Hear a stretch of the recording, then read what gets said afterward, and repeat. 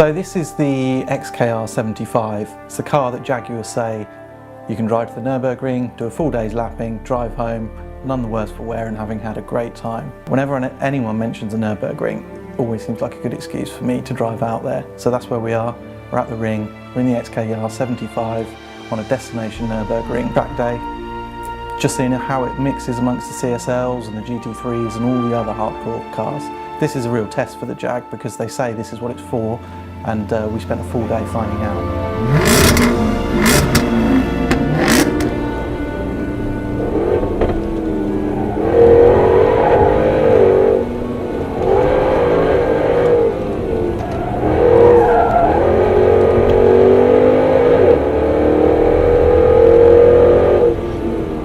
So heading out for a lap, already as soon as you get in the car it feels completely different. It's much stiffer, it's much more responsive to small steering inputs.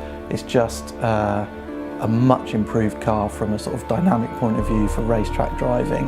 The Nürburgring is still quite bumpy, so it retains some of its suppleness, but already it feels like a totally different car.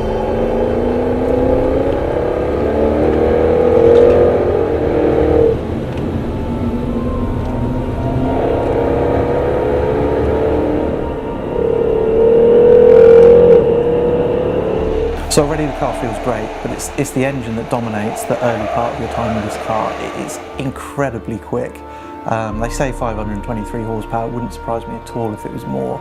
The way it hauls in other traffic is just unbelievable. This is Jag's 75th birthday present to themselves really, the XKR 75. They're only going to build 75. It's 85 grand. It's got a lot of upgrades over the standard car. Power is up to 523 horsepower, torque's 483 pounds-foot, it's massively powerful, same supercharged 5-litre V8, but it's got a new induction system, new exhaust which sounds unbelievable, and it's got a lot of chassis changes too. So the chassis is probably more extreme than the engine mods. It feels like a completely different car to the standard XK, and round here I think it's going to work pretty well.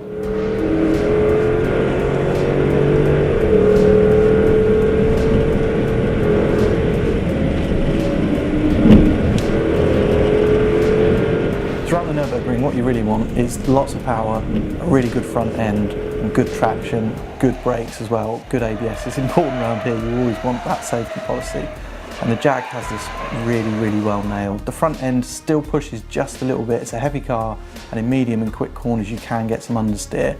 But generally speaking, it's really precise. Brakes are excellent. The gearbox works very well. It's still a 6-speed auto box with paddles, but the shift program is excellent. Never ever miss a change with it, and it feels absolutely nailed and precise.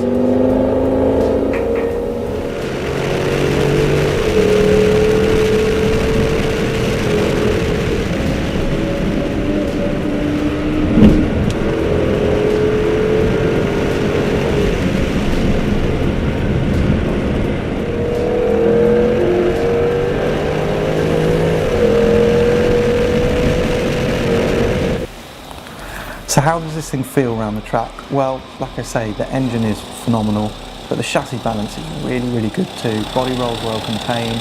There is that bit of understeer and a little bit of oversteer if you want it, which you can see from the video. But basically you can pick your line with this car, play it any way you like. In the dry you can either have it nice and neat and precise, bit of understeer and right on the edge of its grip, or you can light it up and have it sideways too.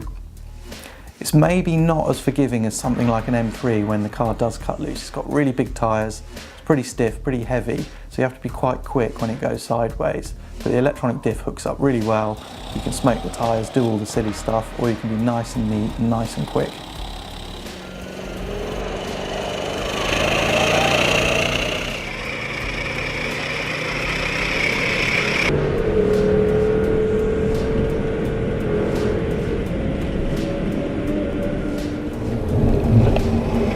So there are frustrations with this car. Does it go far enough? Does it go too far? Well, I think they're only building 75 of these things. I would have liked it to be even more hardcore. It's still got that duality which Jaguar are very keen on, but as such a limited edition, I really wish they'd have gone stiffer, louder, angrier, and just made an even more responsive car. It's absolutely fantastic. I'd love to own it. I think 85 grand is actually pretty good value for this thing when you consider how much a GT3 costs or a DB9. It's somewhere in the middle of those sort of cars. But yeah, a little bit of me wants it to have even more of everything really and be the ultimate XKR.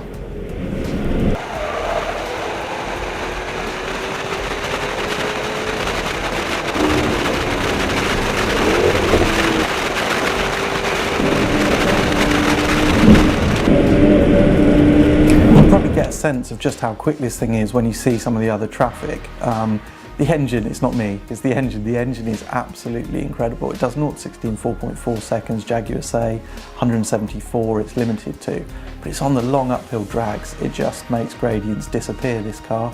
It hauls in stuff like CSLs like you wouldn't believe. It just hauls them in, drives straight past them. It is really, really quick car, really good.